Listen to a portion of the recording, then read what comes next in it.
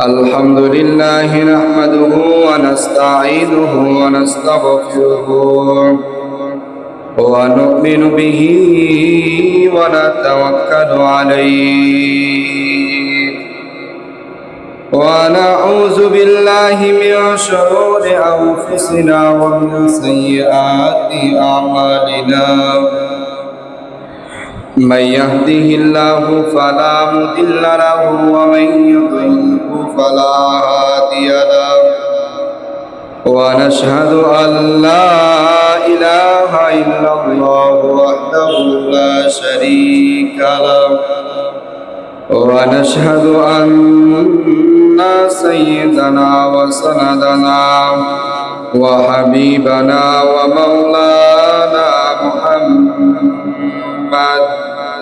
ومولانا محمدا عبده ورسوله الذي أرسله الله تعالى بالحق بشيرا ونذيرا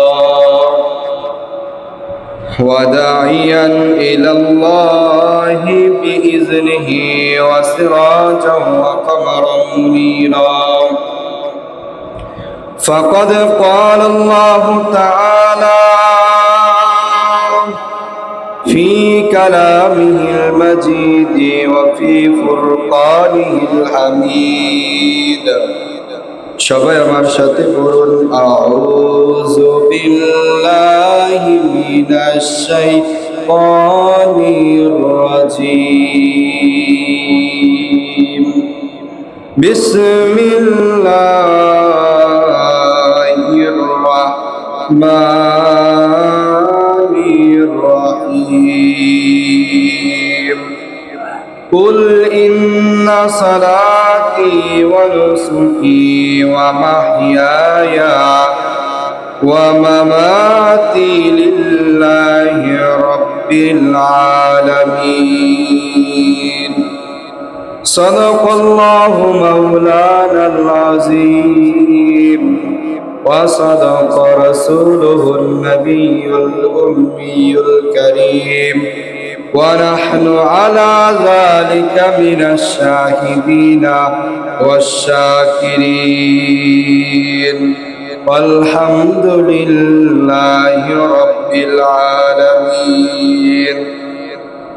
وقال رسول الله صلى الله عليه وسلم من صام رمضان ثم أتبعه 6 من شوال كان كصيام الدهر وقال تعالى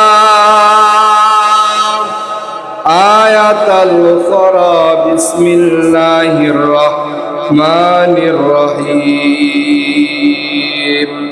إن الله وملائكته يصلون على النبي يا أيها الذين آمنوا صلوا عليه وسلموا تسليما محبت درود إبراهيم قري اللهم صل على محمد وعلى آل محمد كما صليت على إبراهيم وعلى آل إبراهيم إنك حميد مجيد اللهم بارك على محمد وعلى آل محمد كما باركت على إبراهيم وعلى آل إبراهيم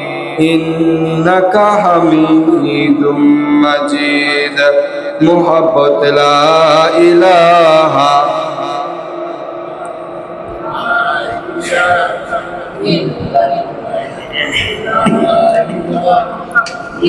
لا إله إلا الله لا إله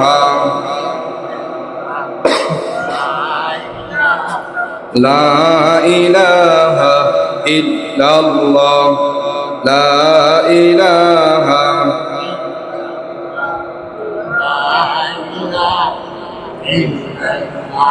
হায়াতের মালিক যেই আল্লাহ, মৌতের মালিক সেই আল্লাহ। লা ইলাহা,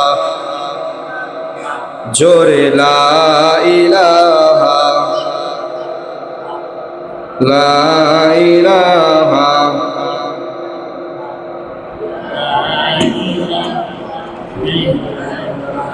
লা ইলাহা ইল্লাল্লাহু মুহাম্মাদুর রাসূলুল্লাহ সাল্লাল্লাহু আলাইহি ওয়াসাল্লাম। সকলে পড়ি সাল্লাল্লাহু আলাইহি ওয়াসাল্লাম।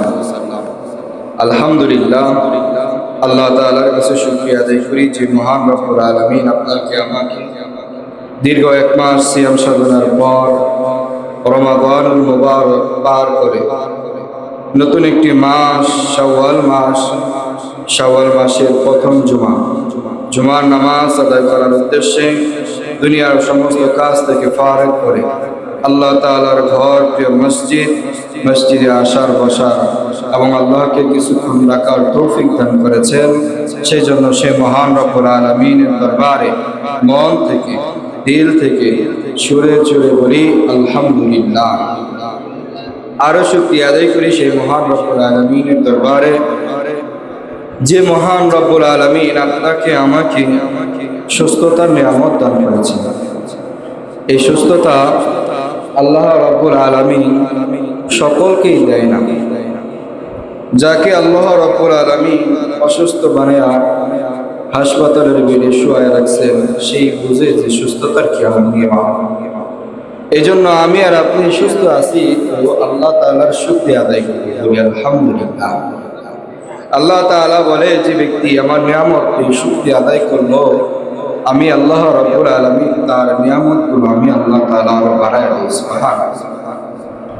পাশাপাশি ওয়ালা ইন কাফারতুম ইন্না আযাবি লাশাদীদ, একই আয়াতের শেষের ভাগে আল্লাহ তাআলা বলেন যে কোনো ব্যক্তি যদি আমার নিয়ামতকে না শুকরিয়া করে, শুকরিয়া আদায় করলো না, নিয়ামত পেয়েছে শুকরিয়া আদায় করলো না, আল্লাহ তাআলা বলে ইন্না আযাবি লাশাদীদ, আমার আযাব বড় ভয়ঙ্কর আযাব। এই জন্য মুহতারাম হাজিরিন, সর্বক্ষেত্রেই আমরা আল্লাহ তাআলার নিয়ামতের শুকরিয়া আদায় করব। রাস্তায় চলছি ফিরছি, শুকরিয়া আদায় করি। এই জন্য মুহতারাম হাজিরিন, আল্লাহ তাআলার কাছে বেশি বেশি আমাদের শুকরিয়া আদায় করা লাগে। পাশাপাশি আল্লাহ তাআলা আপনাকে আমাকে, রাসূলুল্লাহ সাল্লাল্লাহু আলাইহি ওয়াসাল্লাম বলেন, যে ব্যক্তি আযানের পর জুমার দিনে দুনিয়ার সমস্ত কাজকে ফেলে রেখে আল্লাহ তাআলার উদ্দেশ্যে আল্লাহ তাআলার ঘরে যায়, আল্লাহ তাআলা এই জমিনের ভিতরে অসংখ্য ফেরেশতা নাযিল করেন। এই ফেরেশতাদের কি কাজ? আল্লাহ তাআলা বলেন যে ফেরেশতারা প্রত্যেক মসজিদের গেটে দাঁড়ায় যায়, প্রত্যেক মসজিদের গেটে ফেরেশতারা দাঁড়ায় যায়। দাঁড়ায় ফেরেশতারা কি করে?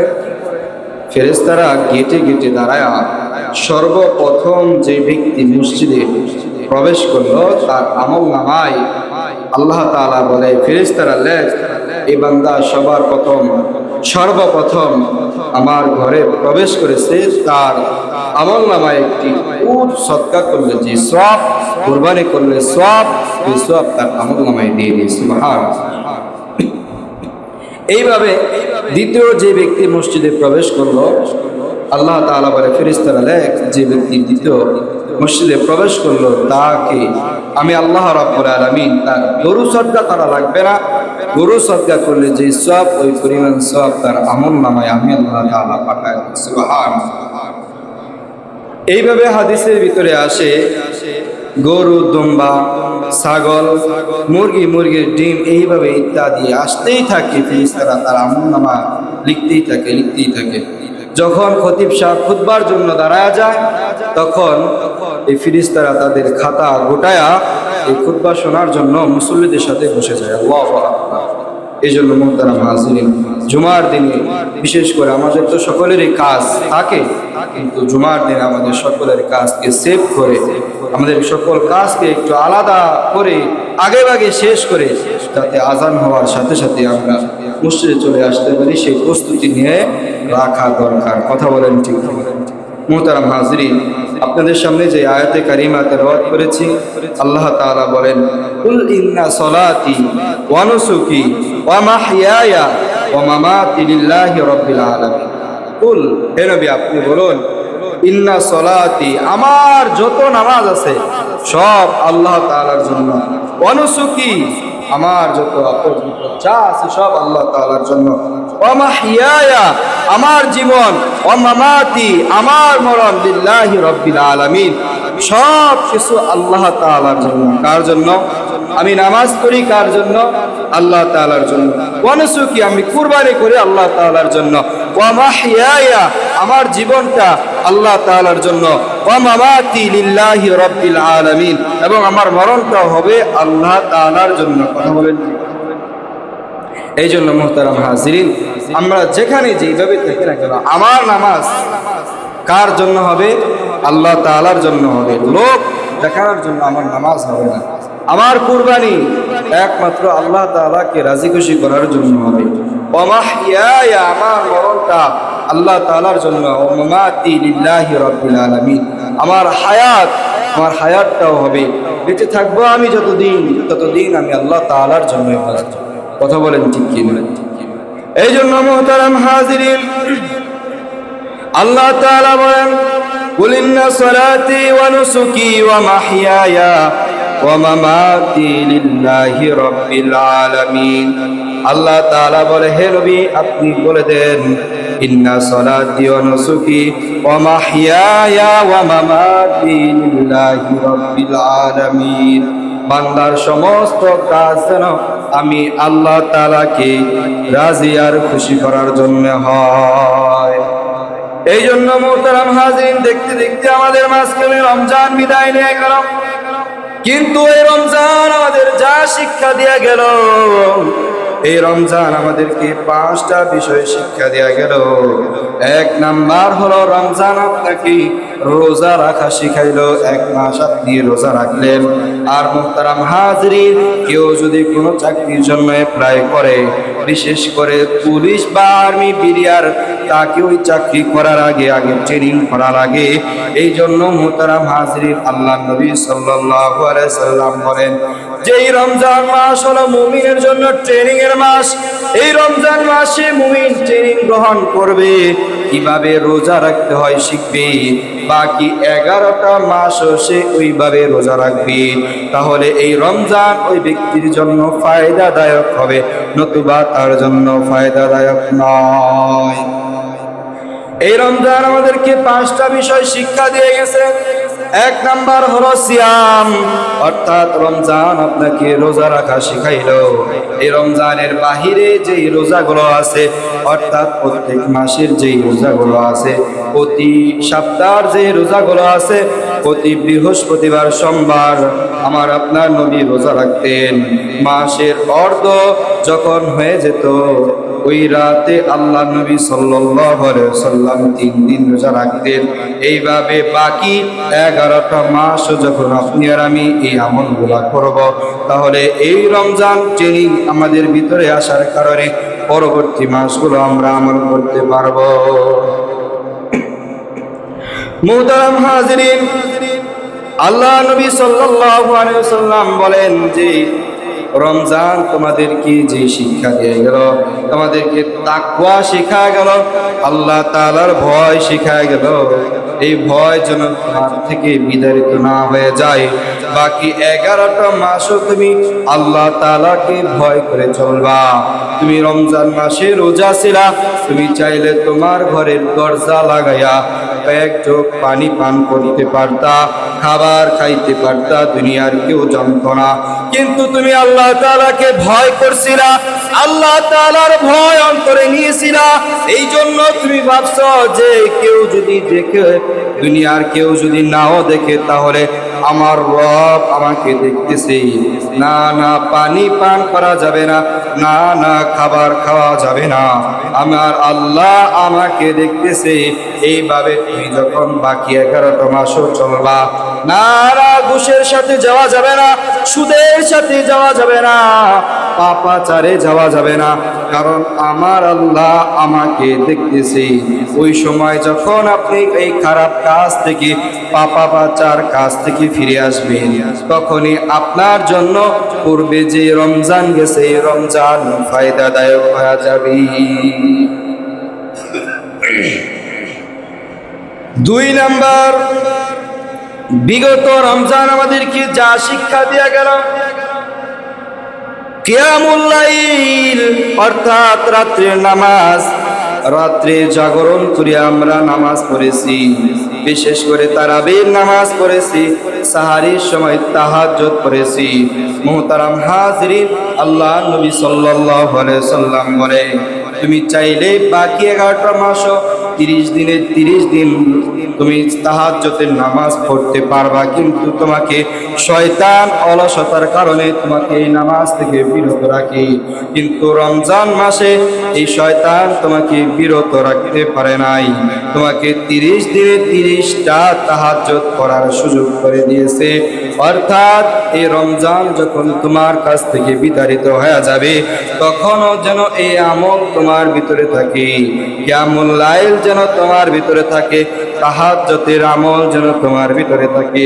প্রতিদিন যদি না পারো, তাহলে সপ্তাহে একদিন না পারলে মাসে একদিন তাহাজ্জুদের নামাজ পড়ে তোমার গুনার কথা আল্লাহ তাআলাকে বলো। এই জন্য মুহতারাম হাজিরিন, রমজান থেকে আমাদের শিক্ষা হলো কিয়ামুল লাইল। কিয়ামুল লাইল এই 11টা মাসও আমরা চেষ্টা করব তাহাজ্জুদের নামাজ পড়ার জন্য, কিয়ামুল লাইল করার জন্য। তাহলে এই রমজান আমার জন্য ফায়দাদায়ক হবে, নতুবা রমজান আপনার জন্য কোনো কল্যাণ এনে দিতে পারে না।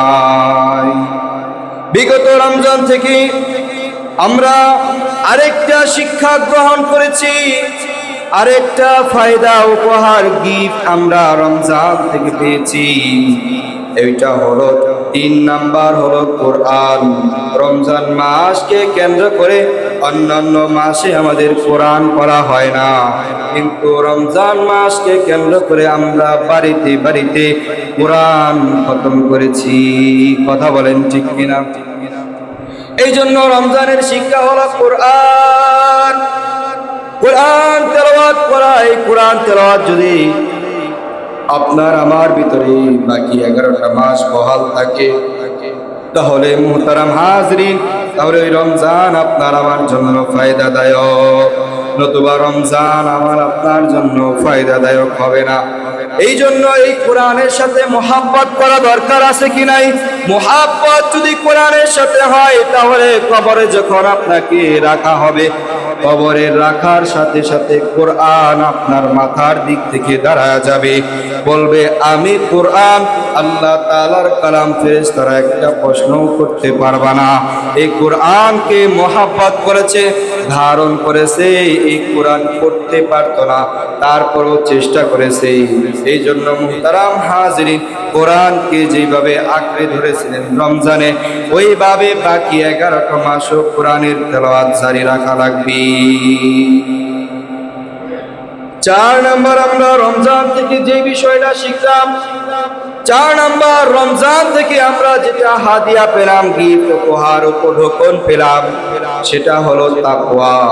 আল্লাহ নবী সাল্লাল্লাহু আলাইহি ওয়াসাল্লাম বলে, আল্লাহ তাআলা ডাক দেয়া বলে, ইয়া আইয়ুহাল্লাযীনা আমানু কুতিবা আলাইকুমুস সিয়ামু কামা কুতিবা আলাল্লাযীনা মিন ক্বাবলিকুম লাআল্লাকুম তাত্তাকুন। আল্লাহ তাআলা বলে, হে ঈমানদার, ও আমার ঈমানদারগণ, শোনো, তোমাদের উপর রমজান মাসের রোজা চাপা দেওয়া হয় নাই। পূর্ববর্তী যারা ছিল তাদের উপর রোজা ফরজ ছিল, যাতে করে তোমরা তাকওয়াবান হতে পারো। তাকওয়া আমরা রমজানে অর্জন করেছিলাম, এই তাকওয়া আমাদের বাকি 11টা মাসও ধরে রাখতে হবে। এই বাকি 11টা মাসেও যদি আমরা এই তাকওয়া ধরে রাখতে পারি, তাহলে ওই বিগত রমজান আমার আপনার জন্য ফায়দাদায়ক। মুহতারাম হাজিরিন, বিগত রমজান থেকে আমরা 5 নাম্বার যেটা উপহার পেয়েছি, 5 নাম্বার উপহার হলো রমজান মাসকে কেন্দ্র করে আমরা বেশি বেশি দান সদকা করেছি। আল্লাহ নবী সাল্লাল্লাহু আলাইহি সাল্লাম বলেন যে রমজান মাসকে কেন্দ্র করে তুমি যেইভাবে দান সদকা করেছো, ঠিক ওই 11টা মাসও তোমার কাছে যেন এই দান সদকা জারি থাকে। আল্লাহ নবী সাল্লাল্লাহু আলাইহি সাল্লাম বলে, যখন তোমার কাছে জারি থাকবে তখন রমজান তোমার জন্য ফায়দাদায়ক, নতুবা রমজান তোমার জন্য কোনো কল্যাণ এনে দিতে পারে না। এই জন্য মুহতারাম হাজিরিন, এই 5টা বিষয় আমরা ধরে রাখবো। রমজান শেষ হয়ে গেছে তো কি হয়েছে? রমজান থেকে আমরা যে ট্রেনিংটা নিতেছি, শিক্ষাটা নিয়েছি, ওইভাবে যদি আমরা বাকি 11টা মাস চলি, তাহলে আমার আপনার জন্য জান্নাত পর্যন্ত যাওয়া সহজ হয়ে যাবে। আল্লাহ নবী সাল্লাল্লাহু আলাইহি সাল্লাম বলেন, মান সামা রমাদান সুম্মা আতবাহু সিত্তাতাম মিন শাওয়াল কানা কাসিয়ামিদ দাহার। আল্লাহ নবী সাল্লাল্লাহু আলাইহি সাল্লাম বলেন, যে রমজান মাসের রোজাগুলো রাখলো, রাখার পর যে ব্যক্তি এই শাওয়াল মাসে 6টা রোজা রাখবে, আল্লাহ নবী সাল্লাল্লাহু আলাইহি সাল্লাম ডাক দিয়া বলেন যে সারা মাস সারা বছর রোজা রাখলে যে সওয়াব আল্লাহ তাআলা তার আমলনামায় ওই সওয়াব দেয়া দেয়। সুবহানাল্লাহ। এই জন্য মুহতারাম হাজিরিন, শাওয়াল মাসে 6টা রোজা রাখা, কয়টা?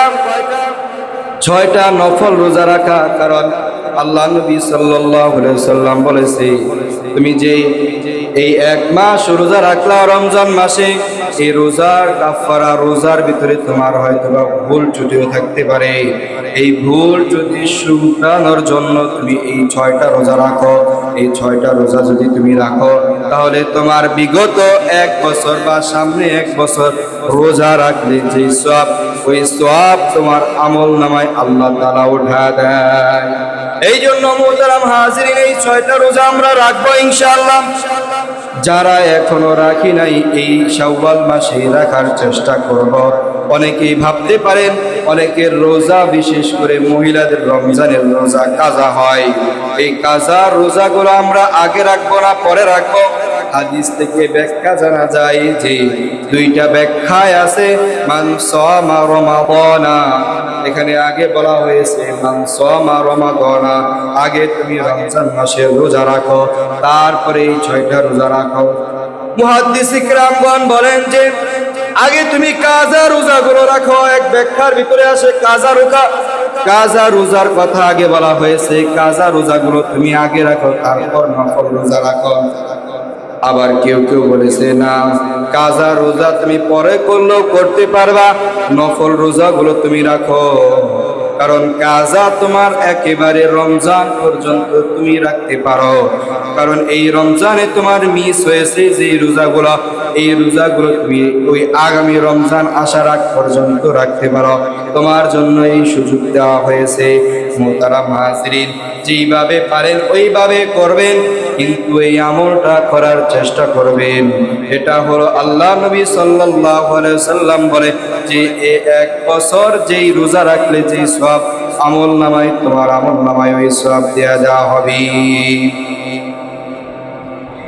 1 বছর আপনি রোজা না রেখে শুধু এই 6টা রোজা রেখে আল্লাহ তাআলা ওই 1 বছর রোজা রাখলে যে সওয়াব, ওই সওয়াব আমি আর আপনি মালিক হয়ে যেতে পারি। এই জন্য আমরা পারবো তো ইনশাআল্লাহ 6টা রোজা রাখার জন্য? আমরা তো 30টা রোজা রাখছি, সাথে সাথে আমরা 6টা রোজা রেখে দেব। আমরা অনেকেই ভাবি একসাথে রাখবো না, ভেঙে ভেঙে রাখবো। আপনি চাইলে একসাথেও রাখতে পারেন, আবার চাইলেও ভেঙে ভেঙে রাখতে পারেন। এই মাসের ভিতরে রাখতে হবে, শাওয়াল মাসের ভিতরে এই 6টা রোজা আপনার রাখতে হবে। মুহতারাম হাজিরিন, এই শাওয়াল মাসকে কেন্দ্র করে আল্লাহ নবী সাল্লাল্লাহু আলাইহি সাল্লামের 3টা শোকের এই শাওয়াল মাসে ঘটেছিল। আল্লাহ নবী সাল্লাল্লাহু আলাইহি সাল্লাম যখন দুনিয়াতে আসার আগে ইতিম হয়ে গেলেন, বাবা দুনিয়া থেকে বিদায় হয়ে গেল। আমার আপনার নবী দুনিয়াতে আসার আগেই ইতিম বাবা দুনিয়া থেকে বিদায় হয়ে গেল। যখন দুনিয়াতে ভূমিষ্ঠ হইলেন, হওয়ার কিছুদিন পর মাও দুনিয়া থেকে বিদায় হয়ে গেল। দাদার কাছে লালিত পালিত হইতেছিল, দাদাও কিছুদিন পর ইন্তেকাল হয়ে গেল, একেবারে এতিম হয়ে গেল। তারপর চাচার কাছে তিনি মানুষ হইতে লাগলেন, চাচা আবু তালেবের কাছে তিনি মানুষ হইতে লাগলেন, লালিত পালিত হইতে লাগলেন। এমন সময় হয়ে গেছে শাওয়াল মাস। শাওয়াল মাসের ভিতরে চাচা অন্তিম অবস্থায়, মুমূর্ষু অবস্থায় পড়ে গেছে।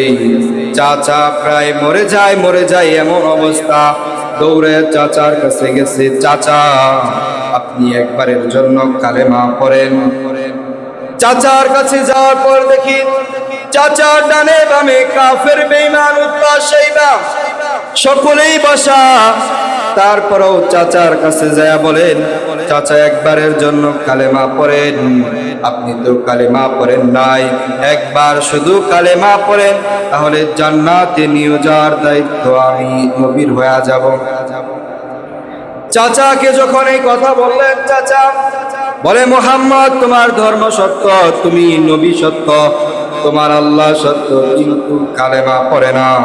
বিভিন্ন ধরনের কথা শোনায় কিন্তু কালেমা পড়ে না, কালেমা পড়ে না। এমন সময় আল্লাহ তাআলা আয়াত নাযিল করে বলেন যে, ও নবী আমার, আপনি হেদায়েতের মালিক না, হেদায়েতের মালিক একমাত্র আল্লাহ তাআলা।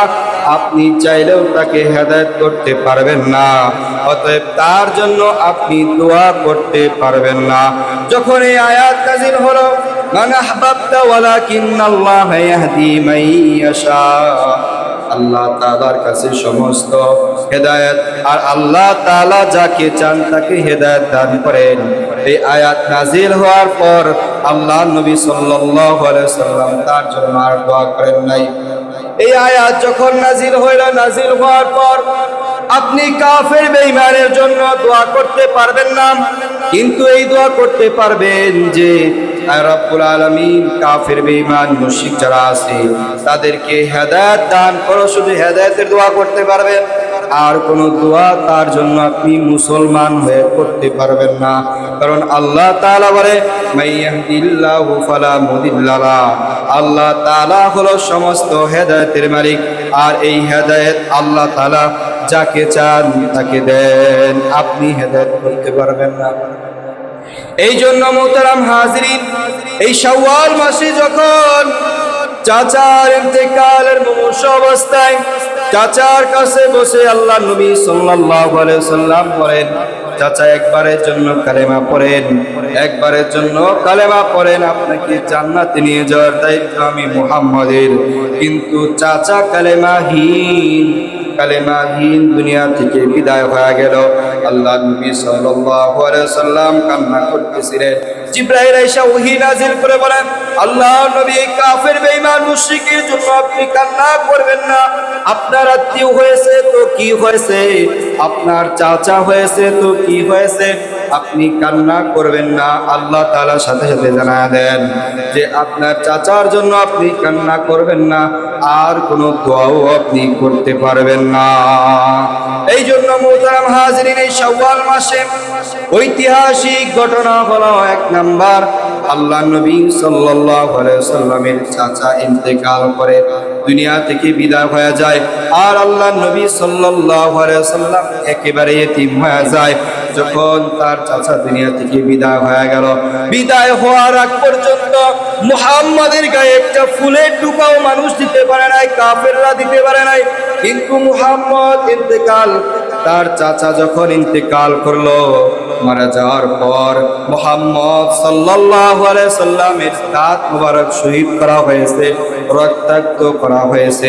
উহুদের ময়দানে আল্লাহ নবী সাল্লাল্লাহু আলাইহি সাল্লামের এই দাঁত মুবারক শহীদ করা হয়েছে। আল্লাহ নবী সাল্লাল্লাহু আলাইহি সাল্লামের মাথার ভিতরে আঘাত করা হয়েছে। এই উহুদের ঘটনাও এই শাওয়াল মাসের ভিতরে হয়। মুহতারাম হাজরিন, শাওয়াল মাসের 3 হিজরি 11 তারিখে, শাওয়াল মাসের 11 তারিখে এই উহুদ যুদ্ধ সংঘটিত হয়। মদিনা থেকে কিছু দূর পূর্বে কিছু দূরে এই উহুদের অবস্থান, ওই পাহাড়ের কাছে ভিতরে আল্লাহ নবী সাল্লাল্লাহু আলাইহি ওয়াসাল্লাম মদিনা থেকে হিজরত করে ওইখানে গিয়ে কাফেরদের সংখ্যা ছিল প্রায় 3000 আর মুসলমানদের সংখ্যা হলো 600 থেকে 700। এই 700 জন মুসলমান নিয়ে আল্লাহ নবী সাল্লাল্লাহু আলাইহি ওয়াসাল্লাম উহুদের ময়দানে আল্লাহ নবী সাল্লাল্লাহু আলাইহি ওয়াসাল্লাম বদর যুদ্ধে 313 জন সাহাবীদেরকে নিয়ে জয় লাভ করেছিল।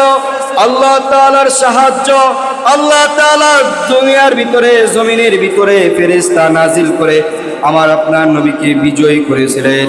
কিন্তু উহুদের ময়দানে মুসলমানদের একটা ভুলের কারণে প্রেক্ষাপট উল্টে যায়।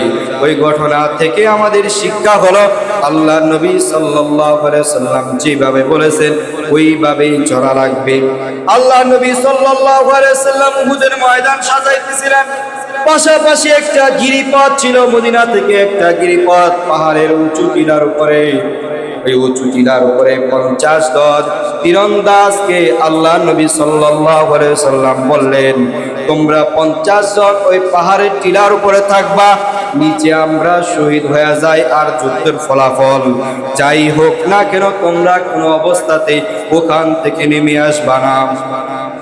মুসলমানরা নিচে উহুদের ময়দানে কাফেরদের সাথে লড়াই করতে করতে করতে প্রায় বিজয় তাদের হাতে এসে গিয়েছিল। এমন সময় মুসলমানরা সামনের দিক অগ্রসর হয়, কাফেররা পিছন দিকে অগ্রসর হয়ে পলাইতে শুরু করলো। ওই সময় আল্লাহ নবী সাল্লাল্লাহু আলাইহি সাল্লাম 50 জন তীরন্দাজকে ওই পাহাড়ের উঁচু টিলায় অবস্থানরত রেখেছিলেন। তারা ভাবলো হয়তো আমরা বিজয় হয়ে গেছি, গনিমতের মাল কুড়ানোর জন্য পাহাড় থেকে নেমে আসার সময় যেই সর্দার ছিল, আমির সাহাবী বলতেছে, আল্লাহ তাআলার নবীর নির্দেশ আমাদের কোনো অবস্থায় নিচে যাওয়া যাবে না, নিচে যাও না। তার কথা অমান্য করে নিচে এসে গনিমতের মাল কুড়াতে শুরু করলো। অপর দিক দিয়ে আবু সুফিয়ান দেখলো যে গিরিপথে কেউ নাই। এই দিক দিয়ে মুসলমানরা যুদ্ধ করে অগ্রসর হয়, কাফেররা পিছন দিকে পলায়ন করতেছে। গিরিপথ দিয়া ওই আবু সুফিয়ান ওই দিক দিয়ে আক্রমণ করে 50 জন সাহাবীকে ওইখানেই জায়গার ভিতরে ডেট করে দিল, মেরে ফেললো, হত্যা করে দিল, শহীদ করে দিয়ে মুসলমানদের পিছন দিয়ে আইসা আবার আঘাত শুরু করলো। যখন পিছন দিক দিয়ে এবং সামনের দিক দিয়ে কাফেরদের আঘাত, এই আঘাতে মুসলমানদের অনেকজন শহীদ হয়ে যায়। পাশাপাশি আল্লাহ নবী সাল্লাল্লাহু আলাইহি ওয়াসাল্লাম কে এই শহীদের ঘোষণা করা হলো যে এক কাফের ঘোষণা করতেছে আল্লাহ নবী সাল্লাল্লাহু আলাইহি ওয়াসাল্লাম নাকি শহীদ হয়ে গেছে। কেন, কিভাবে শহীদ হইল? ওই কাফের হযরত মুসাইব ইবনে ওমর, তার চেহারা হুবহু প্রায় আল্লাহ নবী সাল্লাল্লাহু আলাইহি সাল্লামের কাছাকাছি ছিল।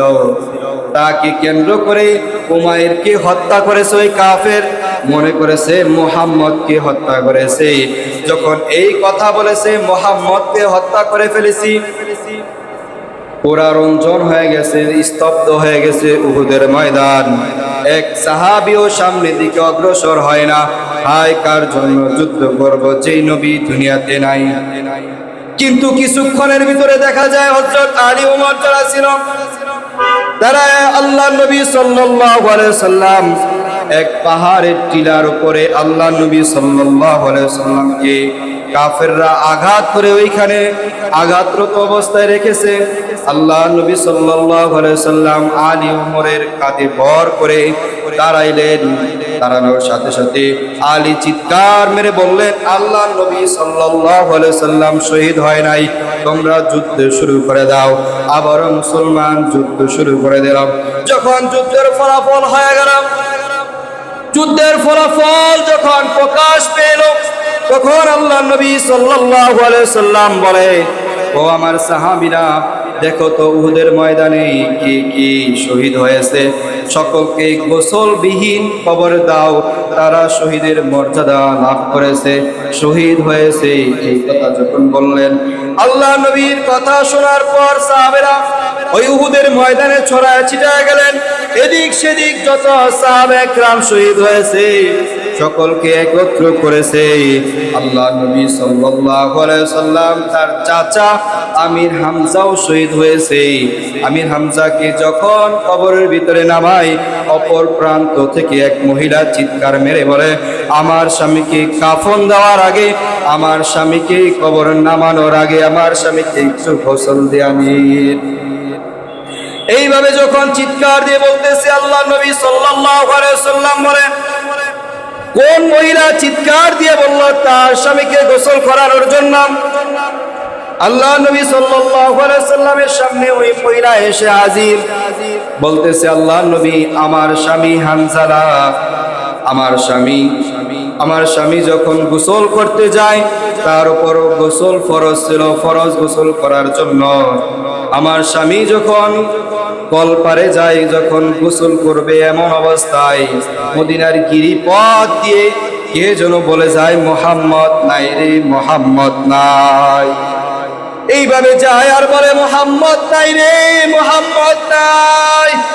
কে কোথায় আছো? ঝাঁপায়া পড়া যুদ্ধের ময়দানে।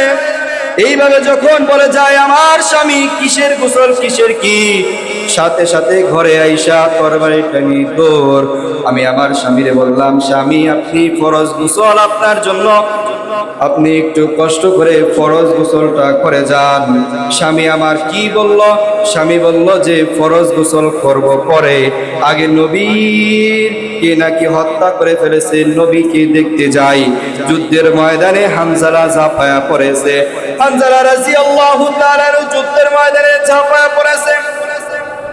যুদ্ধ করতে করতে হানজালা রাদিয়াল্লাহু তাআলা এক সময় শহীদ হয়ে গেলেন। যখন শহীদ হয়ে গেল, সমস্ত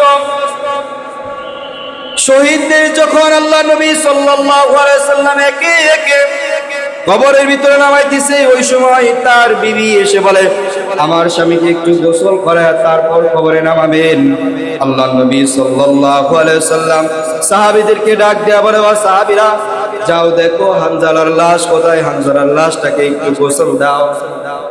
সাহাবা একরামগণ উহুদের ময়দানে হানজালার লাশ খুঁজে, কোথাও লাশ খুঁজে পাওয়া যায় না। এদিক সেদিক খুঁজে তো কোথাও হানজালার লাশ পায় না। তার বিবি ভয়ে কাঁদতেছে, হাই, আমার স্বামী নাপাকরত অবস্থায় এই শহীদের মর্যাদা লাভ করেছে বিদায় আল্লাহ তাআলা কি তার উপর রাগান্বিত? এই জন্য মনে হয় আল্লাহ তাআলা লাশটাকে ঘুম করে দিছে। আল্লাহ নবী সাল্লাল্লাহু আলাইহি ওয়াসাল্লাম কান্না করতেছে, আমার হানজালার লাশ গেল কোথায়? যখন আল্লাহ নবী সাল্লাল্লাহু আলাইহি ওয়াসাল্লাম হানজালার জন্য কান্না করেন, আল্লাহ তাআলা জিবরাইল আলাইহিস সালাতু ওয়াস সালামকে পাঠা দিল, জিবরাইল যাও আমার নবীকে জানায় দাও, হানজালাকে যে নাপাকরত অবস্থায় শহীদ হয়েছে, দুনিয়ার কোনো পানি দ্বারা তাকে গোসল করানো হবে না, আমি আল্লাহ তাআলা তাকে আসমানে নিয়ে এসেছি, ফেরেশতা দিয়া জান্নাতের পানি দিয়া গোসল করাইতেছি। আল্লাহ নবী আপনি একটু উপর দিকে তাকায় দেখেন। যখন জিবরাইল আলাইহিস সালাতু ওয়াস সালাম উপর দিকে এই কথা বললেন, আল্লাহ নবীর সাথে সাথে উপর দিকে তাকায় দেখেন যে হানজালাকে গোসল করানো হইতেছে। আল্লাহ নবী সাল্লাল্লাহু আলাইহি সাল্লাম সকল সাহাবীদেরকে ডাক দিয়ে বলেন, ও আমার সাহাবীরা, আসো, হানজালার লাশ তোমরা যেখানেই খুঁজো, হানজালার লাশ তোমরা পাইবা না, চলে আসো, চলে আসো। হানজালাকে আল্লাহ তাআলা স্বয়ং জান্নাতের পানি দ্বারা গোসল করাইতেছে আকাশে। কিছুক্ষণের ভিতরে দেখা যায় হানজালার লাশ কোন জায়গায় পড়ে আছে। এক সাহাবী দাঁড়ায় বললেন যে, ইয়া রাসূলুল্লাহ, হানজালার দাড়ি মুবারক বেয়ে বেয়ে তরতাজা পানি পড়তেছে। আল্লাহু আকবার। এই জন্য আল্লাহ নবী সাল্লাল্লাহু আলাইহি ওয়াসাল্লামের প্রতি সাহাবীদের কি প্রেম ভালোবাসা ছিল। ফরজ গোসল রেখে আল্লাহ নবী দুনিয়াতে নাই শুনেছে, আল্লাহ নবী সাল্লাল্লাহু আলাইহি ওয়াসাল্লামকে ওই ময়দানে চলে গেছেন। মোহতারাম হাজিরিন, এইভাবেও আমরা যদি আল্লাহ তাআলার নবী সাল্লাল্লাহু আলাইহি ওয়াসাল্লামকে মহব্বত করি, কিয়ামতের ময়দানে যখন ইয়া নাফসি করে ডাকবো, তখন আল্লাহ তাআলা হাউজে কাউসারের পানি পান করায়া আপনাকে আমাকে শান্ত করবে। কথা বলেন ঠিক কিনা? আপনি আর কবে সংশোধন হবেন? আপনার ভিতরে আল্লাহ তাআলার ওই কবরের ভয় কি নাই? ওই কবর আপনাকে যে কোনো সময় আপনাকে নিয়ে যেতে পারে। কবরের বাসিন্দা আপনি এই এখন জীবিত, নামাজের পর মৃত হতে পারেন। কথা বলেন ঠিক কিনা? মোহতারাম হাজিরিন, আমরা দোয়া করি দৌলতদিয়া ঘাটে যেই সব আল্লাহ তাআলা যেসব শিশু এবং ভাই এবং মহিলাদেরকে ওই বাসের ভিতরে আল্লাহ তাআলা নিয়ে গেছেন, আমরা দোয়া করি, কারণ তারাও এক প্রকারের শহীদ। কারণ পানিতে যদি কোনো ব্যক্তি ডুবে মারা যায়, তাহলে আল্লাহ নবী 7 প্রকার শহীদের মধ্যে এই প্রকার শহীদকে ঘোষণা করেছে। কোনো ব্যক্তি যদি পানিতে ডুবে মারা যায়, ওই ব্যক্তিও শহীদ। মৃত্যু এত কাছে আমাদের, কথা বলেন, এই মৃত্যু থেকে আমি আর আপনি পালাইতে পারবো না। এই জন্য মৃত্যুর প্রস্তুতি দুনিয়াতে নেওয়া দরকার। কারণ কেউ জানতো না ওই বাসের ভিতরে এইভাবে অ্যাক্সিডেন্ট হয়ে দৌলতদিয়া ঘাটে তাদের মরণ হবে। আল্লাহ তাআলা তাদেরকে জান্নাতের উচ্চ মাকাম দান করুক। সকলে বলেন আমিন।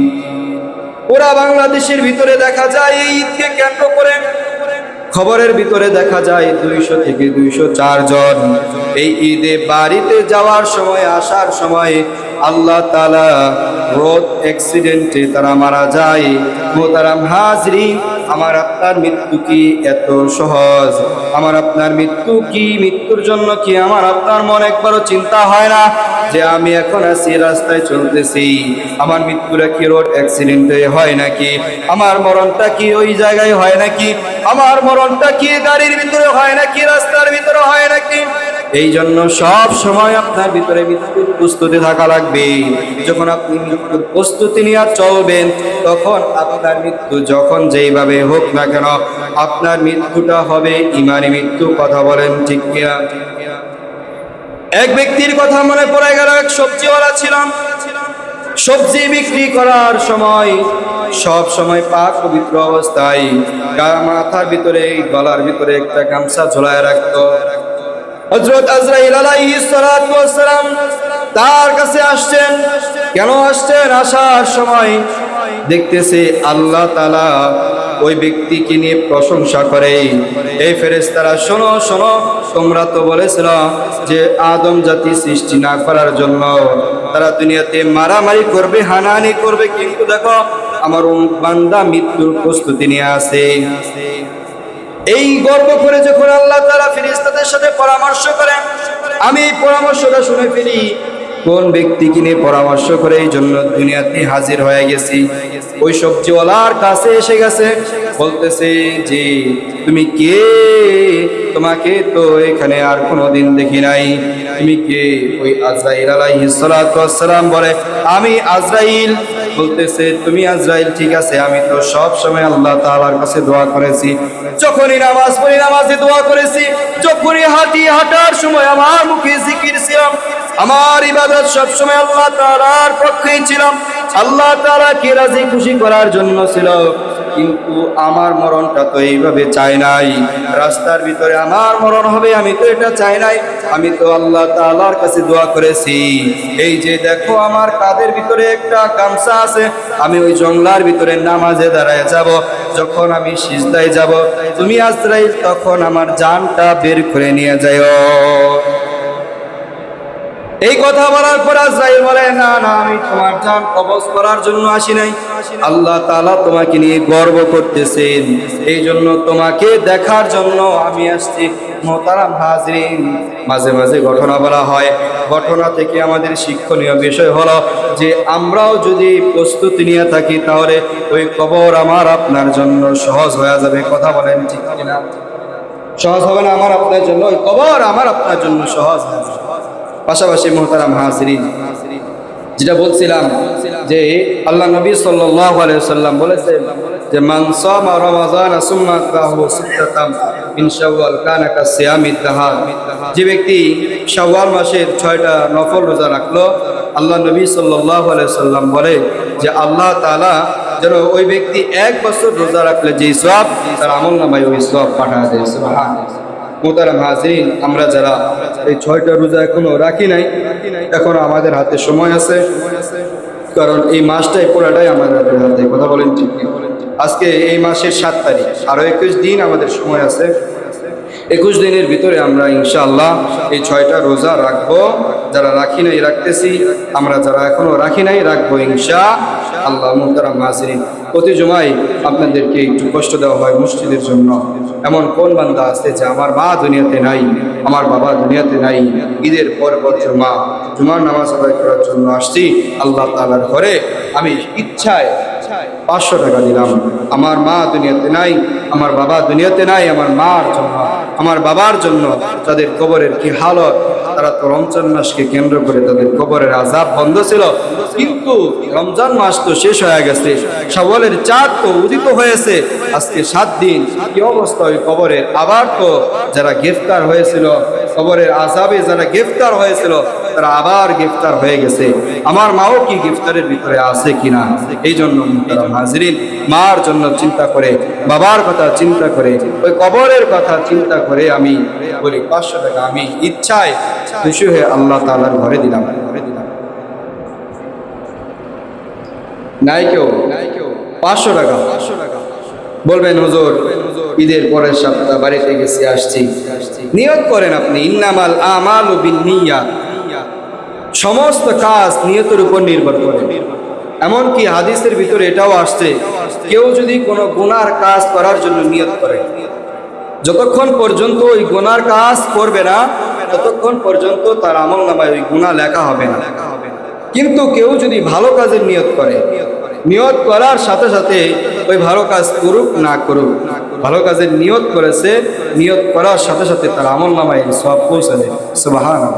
এই জন্য নিয়ত করেন 500 টাকা, মার কথা স্মরণ করে, বাবার কথা স্মরণ করে, আত্মীয় স্বজনের কথা স্মরণ করে বলি, আমার মা দুনিয়াতে নাই, আমার বাবা দুনিয়াতে নাই, মার জন্য বাবার জন্য আমি মসজিদে 500 টাকা দিলাম।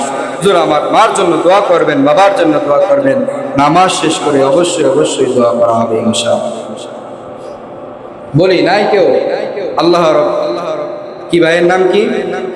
শরীফ। লিল্লাহি তাকবীর।